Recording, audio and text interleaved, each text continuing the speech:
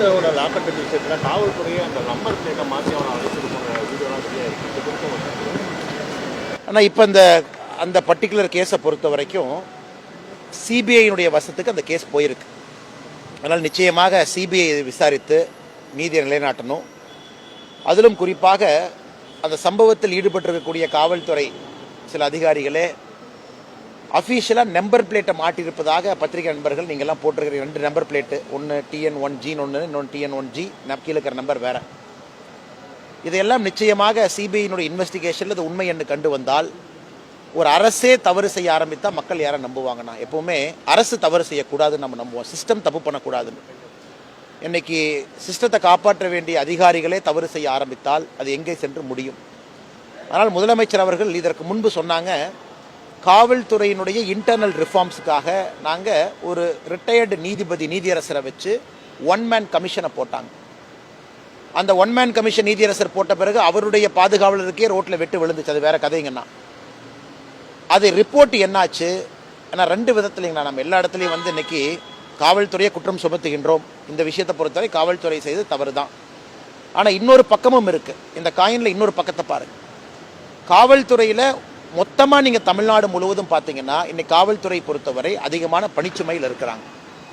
பந்தோபஸ்து பண்ணணும், அவங்களே கிரைம் பண்ணணும், அவங்களே லா அண்ட் ஆர்டர் பண்ணணும், அவங்களே நைட் டியூட்டி போகணும், போதுமான வசதிகள் இல்லை. 2 வீலரில் பைக்கில் காவல்துறை அவங்களே இரவு ரோந்து போகிறாங்க.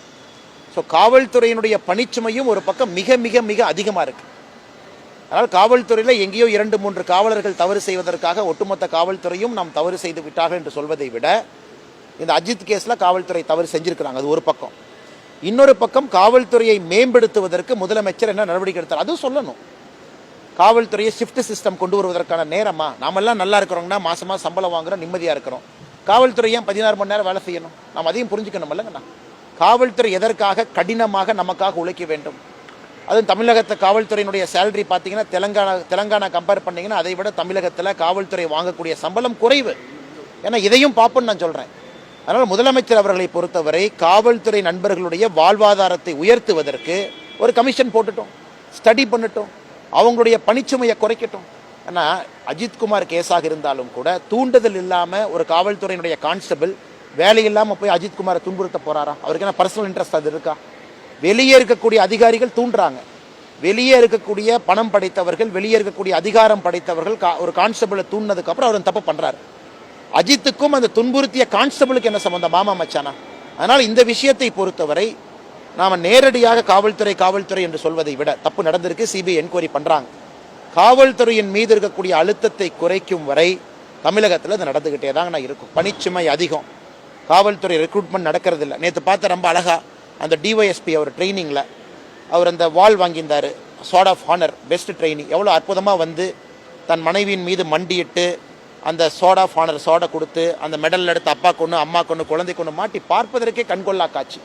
அப்போ நினச்சேன், பணியில் சேரும் பொழுது இவ்வளோ அற்புதமாக சேர்ந்திருக்காரு, இதே டிஒய்எஸ்பி அவர்கள் 10 ஆண்டுகள் கழித்தும் குடும்பத்தின் மீது அந்த பாசமாக இருப்பாரா அப்படின்னு. ஏன்னா அந்த நியாயமான கேள்விங்கன்னா அது. அதனால் காவல்துறையின் மீது இருக்கக்கூடிய பணிச்சுமையும் ஸ்ட்ரெஸ்ஸும் குறைப்பதற்கு முதலமைச்சர் நடவடிக்கை எடுக்கணும். சும்மா காவல்துறையை பயன்படுத்திட்டு இருந்தால் என்னென்ன பிரயோஜனம்? அது பண்ணாத வரைக்கும் இன்னொரு அஜித்து நடக்கும். அதனால் சமுதாயமாக நாம் எல்லாம் கேள்வி எழுப்பணும். காவல்துறையை சுத்தப்படுத்தி ரிஃபார்ம் பண்ணி அவர்களுக்கு தேவையான சலுகைகளும் கொடுக்க வேண்டிய நேரம் வந்துவிட்டதாக நான் பார்க்கிறேன்.